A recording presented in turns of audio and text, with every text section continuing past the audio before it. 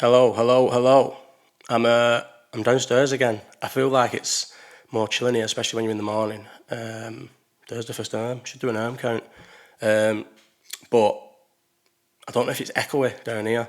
Jed said I need to start starting these videos with where I just start saying all things, but I think it's good. I think this is a good way to start them. Never really with a concise plan or anything. Still haven't took notes for this one. So look at this. Oh yeah, first thing, why have I not gone straight for the big thing that you're all wondering, that you're all looking at this thinking, whoa, oh, wrong side, look at this. It's the opposite side for me. I've learned how to put my logo up there. Do you know what I mean? I'm on OBS now, I'm not on a photo booth, so once I learn how to do a lot more cool shit, put fucking like and comment at the top and all that, maybe have the live chat on screen when we're during the live chat, listen, that's going to be over. The only notes I've done is I've done so it's like, why is it so weird, this one, OBS? So it just says like the name of the fight so I don't forget what fight I need to talk about. But yeah, most people are saying that it's better without notes, that the fact that I go off course so much and like sometimes don't even finish a story whatsoever. I thought that was actually an important message, as if. That I go off track and everything and things like that, that it's better, so I'm not going to do notes, ever. Maybe not ever, maybe one day I'll have to start taking it seriously, but at the minute, I'm not doing notes. So, going to talk about Liam Smith, Eubank, the whole card, not the whole card, but a few fights off that card, and then obviously massively on the main event. UFC Paris, but I watched 3 fights altogether, because I watched the Thiago Moises fight, but it was more in the background. I only really watched Rose and Gane enough to like actually talk about it, and then I think there's 4 from the boxing, and then the Willie Lim and Ricky Burns fight, as if for the first video I didn't do any research whatsoever, and I only spoke about Eubank Smith because I knew it was happening. Why did I not know that Willie Lim was fighting? But yeah, I think I realised about 3-4 rounds into I may as well this was supposed to be the last thing, but may as well talk about it quickly because there's not much to say. I think I realised about 3 or 4 rounds into the Lim and Burns fight that even so they were similar ages in that, and they've not both, like, they've sort of been active since the same time. Even when them two were both in their prime, Burns would have ran through Willie Lim, and he's fresher was like, I don't know why. I feel like it just sounded like it would be a laugh to watch two people that I liked kind of in boxing, especially like Ricky Burns. Willie Lim was alright, wasn't it? I thought it'd be alright to watch, but it just was a bit sad. And then the thing was crazy when anyone who watched it was such a low budget thing, and at one point I was sat here, so I wasn't listening to it proper, and then I was thinking, what is he saying? And when I actually started listening to it, the guy was shouting out where the after party was, and the actual MC in between fights, and then he was telling everyone how to get a taxi to the after party and what number to ring, saying they'll sort you out. Mad show, but I still don't even know who the promoter is. Someone said it in the YouTube comments, but I forgot again already. There's no point saying where them two are going to go. Will any of them fight again? Maybe Ricky Burns will fight again. I don't think Willie Lim will fight again. He looked shocking, didn't he? So that was Friday, and then Saturday was the big card, the Smith Eubank. What a mad one that was. Should I start the main event, or should I start lower down the card? No, we'll start the main event. Most people won't even be asked about lower down the card. How mad was that? So Smith's come out, and so straight after it, I assumed he was going to say I rolled my ankle. Listen, I couldn't plant my feet, because that's what it looked like to anybody watching it at home. He rolled his ankle, clear as day, couldn't plant his feet, couldn't get his shots off, looked a bit unsteady, because anyone in here who sprains their ankles, I'm guessing girls as well, but lads more so when you played football and stuff, you'll sprain your ankle and it's the worst pain imaginable for about an hour, and it proper hurts, and then it swells loads and you're unsteady on it for about a week, and then it usually just goes back normal, doesn't it? But at the time it's the worst, so he rolled both his ankles, and then so I just assumed he'd just say after the thing, I rolled both my ankles, what can you do? And he didn't even mention the ankles, he went on to the weight. So obviously I think, so when he said weight, at first I was thinking it was at 160, why are you struggling at the weight? But then obviously he said about the back injury, and I was listening to a podcast where they said they had a mate who did, was it Hearn? Was it Eddie Hearn? I can't remember. Someone said that they had a mate who did a similar injury to what Smith did to his back, and you literally can't do anything. But he said he had to lose £34. So if you think 160, that's 194, almost £200. What was he doing getting up to £200 anyway? If you can't train and you know that your biggest rival at the minute has got a rematch clause for a fight that obviously he's going to want a rematch for. I know he went chasing Ben, and to be honest, I bet Liam Smith didn't think the fight was going to happen because he was chasing Ben, and the Ben fight was almost done, wasn't it, at one point? And then you're thinking that was going to say that was 3-4 months in the future. Eubank always likes a bit of time off after his fights, especially if he won a big, like if he wins a big fight, he takes longer off because he likes going on the. He does all the circuit, doesn't he? All the podcasts and everything. He loves it. He loves celebrating a win, like rightly so. But yeah, he does love celebrating a win. So Smith was probably thinking at the stage of his career now, where is he going to really fight? Do you know, like contenders and that? Is he? He's been a world champion, so does he? He's not going to come back, is he, and start fighting? I need to get rid of this phone. He's not going to come back, is he, and start fighting like. Even like, you know, just like whoever the fuck from Mexico to get like a WBO or WBC or W whatever ranking. I don't think he can be asked doing them sort of fights anymore. Can he really be asked coming and having a domestic fight? I know we had the one with Anthony Fowler, but I'm guessing at that point there wasn't really anything out there, was there? So Hearn just like did a little cash out thing with them two. The slurping must sound good. So where does he go from here? And if Eubank was away fucking about with Ben, I bet he just thought he was probably going to have a long time out the ring. I can't imagine he's coming back for these sort of fights, so he would have just been waiting for Eubank, and then obviously the Ben deal falls apart because he's a fucking cheating bastard. So then Eubank just goes back to the Smith rematch. So £34 is obviously a lot, and he would have people are talking about it. It's weird, Nick, because for something like this happens and no one gets told, it's a proper con. Something like this happens and no one gets told. And then afterwards, all the people inside boxing, when they were talking about it, they act smart as if, well, they probably did all know about it, as if it's like some sort of inside joke that they all knew he was fucked and still fought anyway. So obviously the weight has been an issue, and then the ankles, like, he's still not still doesn't seem to be mentioning the ankles. No, like I don't get it. The two ankle injuries was a bad injury, and so the weight thing, I think it was probably true. Too many people are saying it was, and they knew about it for it not to be true. But that's his fault. For him to get up to £200 is ridiculous. Like, obviously, for me to get up to £200, I get to £200 all the time because I'm a fat bastard. But why is he shouldn't be getting up to £200 thinking there's a potential. Like I said, he probably didn't think there was, but knowing that there's a slight chance you'll have to fight Eubank. So it's a weird one, isn't it? That win is probably both of their two's. No, definitely. Actually, no, that's stupid. It's not Smith's biggest win. He's literally been a world champion. That win's definitely Eubank's biggest win. And the first one probably is one of Smith's biggest wins and probably his biggest moment because of like how sick it was at the sold out at Manchester Arena. Like, everyone was well on his side, and then he stopped him when no one thought he was going to stop him. Most people didn't think he was going to beat him. So it was a big moment. But like, either win, like, now that we know, not that we knew it at the time, but like Smith says about Eubank, I know he did come down to 159, didn't he, to prove he could make weight for the 157, which, like Smith says it, where he conned the public, because even in the lead up to that, I was obviously all the boxing podcasts and the circuits and YouTube videos were all people talking about the fight, and about 3 different people. Spencer, what's he called, the small one from Sky, Spencer Oliver, is it? Yeah, it is him. I think it was Bunce. One of the Fight Disciples lads were all like, yeah, because he did cut down to make the weight for Conor Ben and then go straight into camp. And I think no, he didn't. He got down to 159. I know 159 to 157 doesn't seem like a lot. To like £2 doesn't seem like a lot, but them last two, anyone who knows anything about cutting weight, obviously I've never cut weight, but just from knowing about boxing and MMA and fucking knowing about the basic stuff about weight cutting, them last £2 to get from 159 to 157 would be harder for him than losing a stone. The first stone from getting, if he started his weight cut, I don't know, to get down to 157. If he started his weight cut at £180, I guarantee the first 18, 19 pounds were easier to get off than them last two. That's how bad they would have been off to get it off. He would have been fucking dehydrated, dry, fucked, because he'd been doing all kinds of whatever exercise to get it off. Probably had fucking hot baths, bin bags on and everything.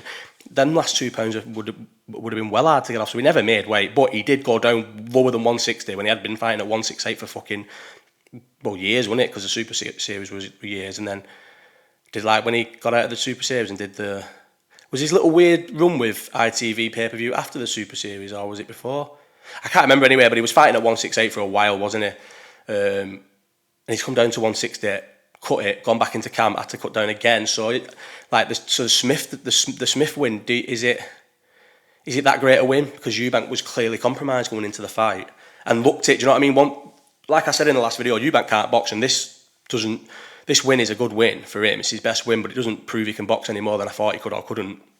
Because Smith was fucked, obviously. But one thing about Eubank was he was always sturdy. At least he was sturdy. He had a chin and like a bit of a blag engine, but an engine. Like he could go 12 rounds, but he doesn't throw. His output's not as much as he likes to make out. He does videos where he's like throws a million punches in training and that, but never really throws that many punches in a fight unless he's got you hurt or he knows he can. And he didn't throw, like, considering how hurt Smith was in this fight, in the second fight, he was a bit cagey, wasn't he, Eubank? I think that's obviously to do with with getting sparked in the first one. There was times where, like, especially the fifth round, I think he got knocked down in the fourth, didn't he, Smith? Yeah, the fourth. And then the fifth round, I thought the fight was gonna end, and it obviously didn't. But then other than that, I think he had him. He was always on top, and I can't remember what other rounds he dropped him in, but never really like close to being stopped. Just sort of like Smith hanging on and Eubank doing enough, and then obviously towards the end, I think it wasn't massively hurt Smith, was he? And he was protesting the stoppage. I think it was just accumulation in the fact that the ref's probably thinking he has no chance of winning this fight. So even if he's not getting majorly hurt, what's the point in leaving him in for another 2 rounds when even if by some miracle Eubank took 2 rounds off and Smith won the last 2 rounds, what he would have still lost, fucking, with the knockdowns and everything, about 14 rounds to 2, do you know what I mean, overall, like, what was the point? So, yeah, obviously the stoppage was right. But going back to the credit you can give him, do you give Liam Smith that massive credit for the first one? Obviously he stopped Eubank, and like I was saying, he's always been sturdy, always had a good chin, but that weight cut must have affected Eubank for the first one, the Ben cut, and then obviously the second cut for the fight. And then the second fight, how much credit do you give Eubank? Because Smith obviously dead at the weight. Everyone has now come out and said they knew he was. And his ankles rolled, both ankles rolled. I don't know why he's not using it as an excuse. That is a fucking perfect excuse. And not one person would have come out and been like, this, you can see it. There's videos of his ankle roll, and everyone would have been like, yeah, he rolled his ankle. Like, fair enough. But then with the weight, obviously I can't argue with it, and it does seem true, but it's his fault. It's like the ankle is an excuse, which will excuse him for his performance, you know what I mean? But the weight one isn't, because that's his fault. Don't know where either man goes. Like I said about Liam Smith, is he going to start going fighting back down at British fights because it's obviously everyone loves a domestic fight, and he could probably sell out the Echo Arena fighting other domestic fighters, but can he be asked? Can he be asked fighting WBA, getting himself up the WBO or WBA ladder, and then having to fight like a final eliminator for short money? Because obviously he would have been paid serious money for these last 2 Eubank fights, especially I think he probably got paid more for the first, because the first was more popular, probably did better on pay-per-view, but the second, I'm guessing he got a bigger cut because he was obviously the A side this time. And so even though I don't think the second would have done as well as the first pay-per-view wise, definitely got paid very well. That's probably the reason why these fights had to happen, because fucking Ben Shalom, as it always does and has massively on so many fighters, overpays everybody. He probably overpaid Beefy as well, so that's why he's probably had to fight Smith twice, fight Eubank twice to get him paid. Probably the guarantee give him to get him away from Matchroom. How else will he pay him? Maybe think he'd come back for like a Brook fight. Do you know what I mean? Maybe Smith will come like what I think Eubank is, a bit of a celebrity fighter, because he's definitely, he couldn't be asked with them other fights. But maybe a Brook. Do you know, like another big fight where would Brook be a pay-per-view? Maybe not, but they'd definitely fill any arena nowadays, them two. So you'd mix it, like you'd get paid well for that. So maybe a Brook fight he'd probably come back for, or just sit around and wait for if the trilogy ever happens. Made loads of money. I think he said many times he likes football over boxing. Probably just, I can't imagine he's going to come back anytime soon, unless it's for like a big, not really for a world title, but big in Britain fight, do you know what I mean? And then Eubank just chased the Ben fight in it. That's all. Is anybody interested in seeing him trying to become a world champion? We know he won't and can't. He's not good enough. Anybody else really interested in seeing him fight anyone domestically, going after the British title or something like that? No, just the Ben fight in it. Even not really interested in seeing the Ben fight, because I think he'll fucking wipe Ben out. Ben was getting terrorised by small men at 147, small journeymen, and then went away, doubled in size somehow, and starts blasting people out. So plus there'll be a lot more scrutiny on the drug testing in if them two fight now after the last time. So he's not going to be able to be on the juice Ben, and Eubank's going to kill him. But the intrigue's there, innit? Eddie will be fucking buzzing as well, by the way. He booked the fucking first fight, didn't he? And put it on in the O2. Sold out in seconds. He spent the entire media... Is that too close? I feel like I'm shouting as well. He spent the entire media round and like a couple of weeks before the fight and the week of the fight before it got cancelled, moaning about the fact that it could have done a stadium. And you could tell he was gutted that and one thing about Eddie is he's always been he'll take risks when he'll gamble on things. The Frazier Groves rematch at Wembley was a gamble. Like, who would have thought that would have done that many? How long have I been going? 15 minutes, and I'm not even off the main event of this card. Shocking. This one's supposed to be 20 minutes long. No, I'm having a good time. So what was he even saying then? Do you know what? Let's just get off this. Ben Shalom overpays everybody, so that's why Smith will have to take that, and Eubank just needs to fight Ben. What was the next fight? I've got the fights. Heffron Cullen. Do you know what I thought? This makes me laugh, this as well. So we'll go to the false accusations after this. So I thought Heffron was going to win because I just thought Jack Cullen was damaged goods. But do you know what I forgot in the build-up and when I did my video? I forgot that Heffron has moved up. What is it? They were fighting at super middleweight, 168, wasn't it? I forgot that Heffron's moved up a couple of weights to that. He started off quite low, and I knew he started off lower, but it just like didn't twig or whatever, twig, whatever. And then when I realised it did, I think someone said it on the broadcast. I thought, do you know what? His power's not translated, has it at all? It's not moved up with him. But I knew that. I knew his power didn't move up with him. And the way he won the British title is very similar to how Cullen's just won it. Like, wasn't the favourite to win. Not a massive shock, but I feel like that British. Is it the middleweight or super middleweight? Isn't it 168? It's 168. Yeah, I feel like that's been passed around a lot now, and no one really holds it. And would you expect Jack Cullen to hold it? Maybe if he had one, depending on the first defence, could win it. But then you wouldn't expect him to hold it on. You wouldn't expect him to win it outright, would you? And you wouldn't have thought Mark Heffron would win it outright either. It gets passed about quite a lot.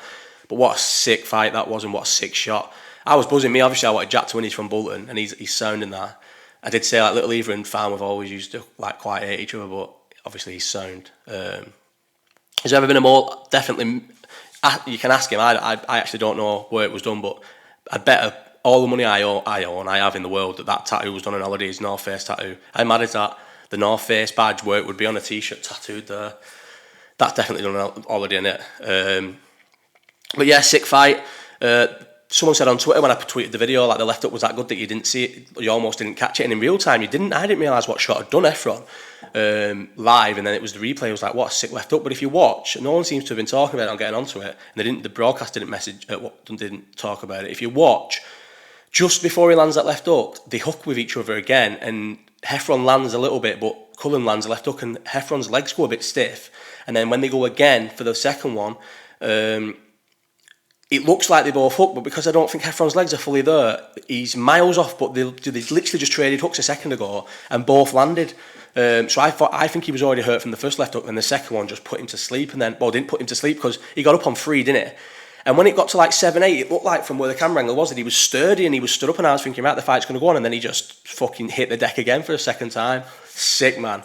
Jack Cullen looks so happy. You would be though, a British title, like, I feel like casual. I am a casual boxing fan now because I don't consume it like I used to, but I feel like I still have a clue about boxing. But I feel like full casual boxing fans, the ones who like put a shirt and tie on and go to fucking a Joshua fight every year, they don't really care and realise how sick the British title is. But imagine being a boxer and saying you won the British title. That's sick. He's smashed it, hasn't he? Sick fights, like sick guy, and winning the British title is fucking sick again.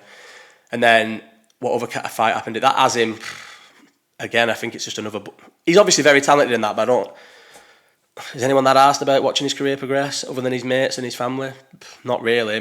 Maybe I don't. Why is he co-main event? Why is he the feature fight on that card? What a ridiculous choice! And if you're going to do him as a feature fight on a card like that, it has to be someone who he's just going to run through, and then all the eyes are on it. And like, oh my god, who's this kid? Do you know what I mean? You don't put him in a 10-rounder against someone who's tough when it's probably going to go the 10-round distance because that Azim can't punch either. As a co-main, it saps all the life out the crowd and everything. Shocking. And then, oh my god, I don't even have to look at my phone for this one. The Frazier Clarke and Dave Allen fight. What was that? How bad is Dave Allen? He was never good though, was he? He's not boxed for years. I know he's had like a few fights in like leisure centres, like as comeback fights to build up to getting a big payday like this. I'm guessing he got paid well because Frazier Clarke gets paid well. And he's never been good ever, and he was never going to be good in this one either. And just Frazier Clarke went, what was it, the 6th? Well, yeah, it was the fucking 6th round because I went under 6.5 rounds on my 250 bet. Obviously, other things let me down, so it didn't matter, and I didn't win it. How's he not getting him out before 6.5 rounds? Frazier Clarke's not good, is he? That's another one of Ben Shalom's is it Ben Shalom? Yeah, another one of his busts, mate. Why is he backed Frazier Clarke? And I know, and from what Hearn said, and Hearn, remember back in the day when Hearn first was fresh on the scene, and he used to kick off about how other promoters would leak like how much his fighters are getting paid. He did leak fight news, and he used to say it's because they're bitter and that. And now Eddie's got older and bitter and does it all the time. He leaked, didn't he, at the time, said Frazier Clarke's getting, what is he getting, 100 grand a fight? That is scandalous. How's he on 100 grand a fight? What did he get in the, he's not a gold medalist, is he, in the Olympics? What did he get in the Olympics? Did he medal? Where's the hype around him? He's not a ticket seller. Got no charisma. That thing what he said to I think he was funny though. What's his name? Dean? Is it Dean Hobson? No, whatever Hobson. That was funny, wasn't it? Trying to spin a deal. He's probably been robbing Dave Allen all his career, just trying to rob him one more time. Sky had to apologise for the comments. We apologise for any comments that were made there. That was funny, but he's not a talker or anything. 100 grand a fight. I don't know where he goes from here. He wouldn't be Adelaide. He wouldn't be Wardley. What's that fucking initial name guy? I don't know about him. I think he's a bit shit. But why this TKV? Where's he come from? And why is he like one of the prominent heavyweights? He's just, Ben Shalom's just mad, I think, with the people he's signed. Like, did he not watch boxing? Joseph Parker give him a contract on serious, like, guaranteed money. He was fucked by the time he signed him, and he was never that good anyway, Joseph Parker.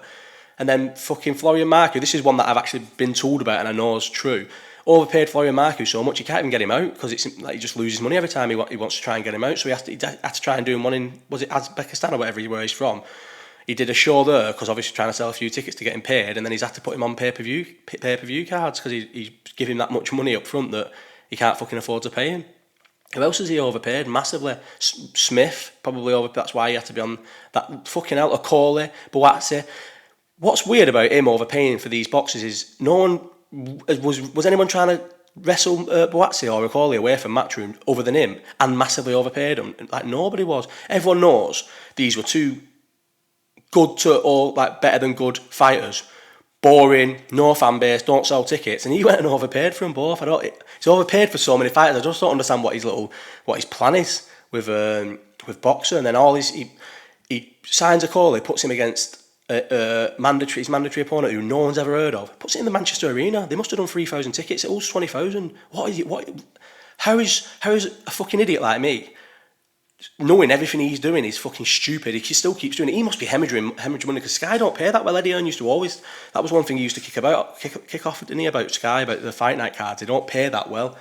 I'm still on boxing now, I need to get off it. That was the last thing about boxing anyway, so let's move on to the because this has been 22 minutes already, it's going to be a long one this.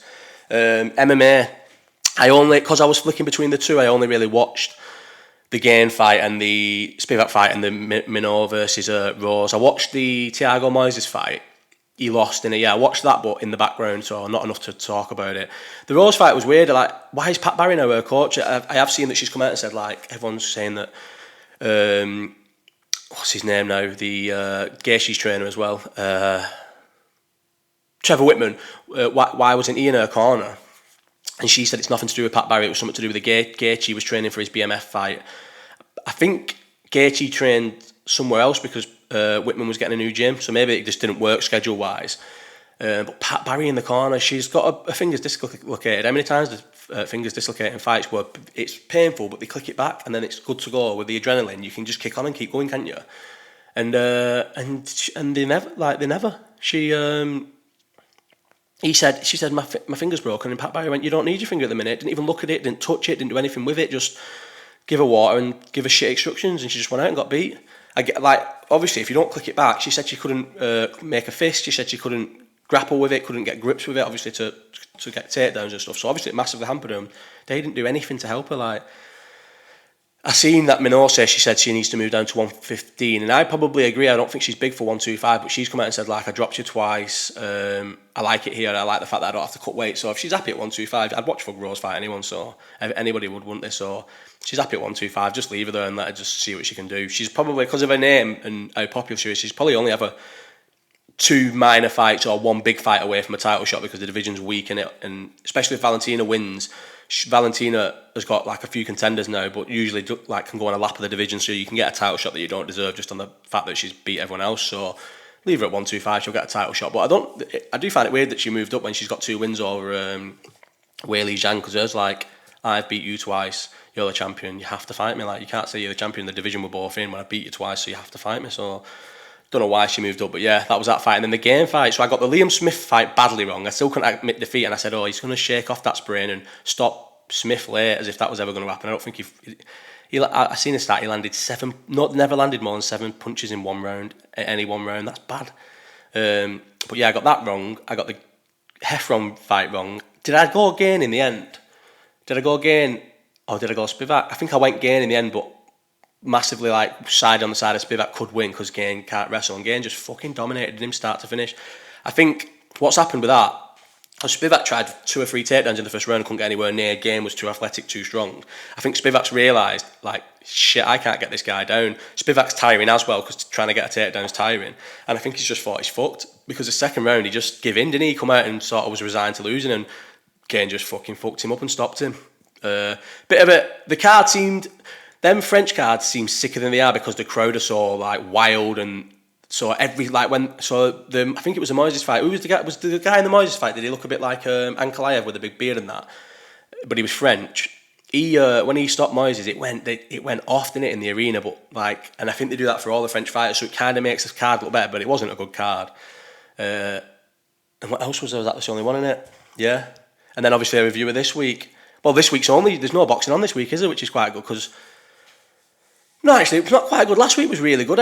Even though you had to flip between the two, it was good, and then it finished at a normal time, so you could go and get in bed. No, last week was good. I preferred that. I probably the only combat sports on this week's UFC 293. I don't even know if I'm going to bother watching UFC 293. How bad a card is that, top to bottom? One of the worst numbered pay-per-view cards they've ever done. Seriously, ever done. The core main is only interesting because everyone thinks Tuivasa is funny. That is it. That's a fact in it. Nobody cares about Tuivasa versus Volkov other than Tuivasa being funny. It's got no stakes. The winner of that's a million miles off a title shot. The loser of that will just still get another fight because they're popular enough to get fights. You know what I mean? It has no stakes. Volkov's probably just going to batter him from the outside. I can't imagine it's going to be. It won't be a boring fight because Tuivasa will be getting battered and be throwing punches and landing punches and that. So it'll be a good fight-ish to watch, but I imagine that Volkov's just going to dominate. And even if, what is the fight? That's not a core main event, is it, for a pay-per-view card? And then the main event, Izzy versus Strickland. Izzy's a superstar now since the Pereira rematch, and he was always popular, but now he's definitely a big superstar. So I guess it's good that he can hold a pay-per-view card on his own, but Strickland, he's got no chance of winning, has he, really, if we're honest? Everyone's saying he could wrestle him, but Strickland's not a good wrestler. I know Izzy's definitely not a good wrestler, but he's got unbelievable, lights out takedown defence. So could Strickland get him down? Could Strickland wrestle for 5 rounds? Is he good enough to wrestle for 5 rounds when every round starts on the feet? Do you know what I mean? And if he goes at him, and he's been saying, listen, I should lose this fight, so the only chance I've got is to just go at him and I'll either get stopped or I'll stop him. He will get stopped early if he just goes out like he did against Pereira, against Adesanya, because he's just too accurate. Adesanya. So the main event's not compelling because I think it's very one-sided, and the core main event, well, it's going to be a decent fight. Is that a core main event for a UFC card? It's it means nothing, does it? And then what was the other card? So I've got the card up. Manuel Kate versus Felipe Dos Anjos is the flyweight third from the top card fight on the card.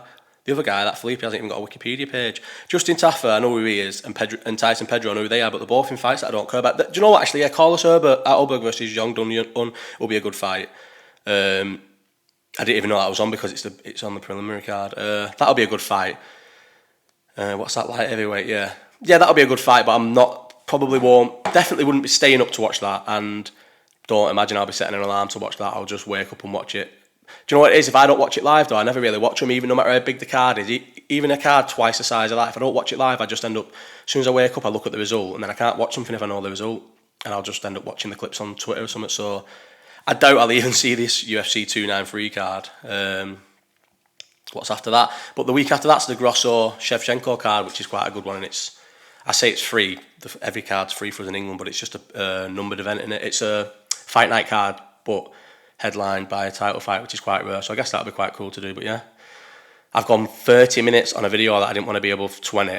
But I have definitely got all the topics in. Glad that this weekend's quite thin because I don't think I could be arsed still talking about boxing now. But yeah, like and subscribe. I don't know if the video's going to sound better downstairs here, but when it's just an early one with a coffee and that, I feel like it's more chilling to be down here than upstairs. So yeah, like and subscribe. I need to do a betting one this weekend. I'll do that Friday night. I was going to do an overall football one, talking about last week's results and then talking about this week's fixtures, but then I realised this week's international, so I'm just going to pretend internationals don't exist, and when they're on I'll just be doing other shit, because I literally cannot be arsed with them. So the live chat Sunday, I've got loads of sick questions, and obviously the chat goes off and you get questions from the chat, so I don't really... You can send questions in if you want, and I'll pick them or save them for next week, whatever, but I'm not asked about sending any more questions in because we've got some sick questions. So yeah, for the third time, like and subscribe. I'm off. See you later.